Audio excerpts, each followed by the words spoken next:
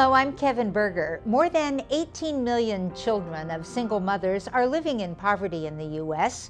Children in poverty start school behind their peers, and their mothers face higher unemployment rates and are often dependent upon public assistance. The Jeremiah program has 16 years of successful outcomes in the Twin Cities using their proven two-generation approach. Here to tell us how the Jeremiah program is successful is Lucy Gerald. Welcome to Newsmakers. Thank you, Kevin. I mentioned the two-generation approach. Can you start by explaining how the Jeremiah program utilizes that? Sure. We are breaking the cycle of poverty 2 generations at a time with 4 primary pillars. One is early childhood development, life skills and empowerment training, safe, affordable housing, and career track education for moms. And that career track education means they're in school for an associate's or bachelor's degree. So when people get involved in the program, what does that mean? Where do they live? What are their responsibilities? So imagine our campus is like a 4-story apartment building, and on the top 3 floors are 1- and 2-bedroom apartments where our families live, 39 families in Minneapolis, 38 in St. Paul. On the first floor is our Child Development Center and our classrooms for life skills and empowerment. So the families come down, the kids go to the Child Development Center, the mom goes off to school. The moms are responsible for going to college, volunteering and or working, paying a third of their income towards the rent, and they put together their own finance package for college. So that's often a combination of grants and scholarships plus maybe some loans. Well, with 16 years, is that long enough to really see, does this work?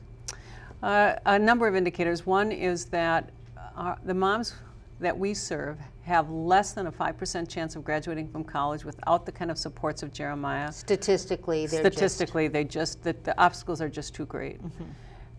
A little over 60% of our moms graduate from college versus less than 5%. When they leave the program, they have their first career track job and a college degree, and their children are kindergarten ready. We did a return on investment study with some very rigorous research by Wilder Research that showed for every $1 invested in Jeremiah, $4 is returned to society. People in poverty cost us money, and so we're going to pay one way or the other. So we could invest it in the program, and we save money for society. That's why the return, because they're less dependence on public assistance, lower usage of special education, less involvement in the criminal justice system, and they are increasing the taxes they pay. What are the outcomes for the children?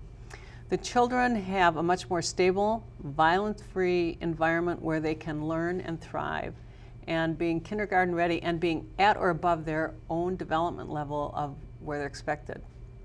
So they're thriving. How about volunteers? Do you need, I'm sure you have staff with all these people, but how important are volunteers to your mission?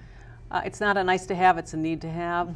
We are a very lean organization, and last year we had the equivalent of 11 full-time equivalents in volunteer support. So that was 22,000 hours of volunteer support doing a wide range of things. We could not be successful without volunteers. What sort of things do you need volunteers to do? Volunteer in our Child Development Center, helping with the children.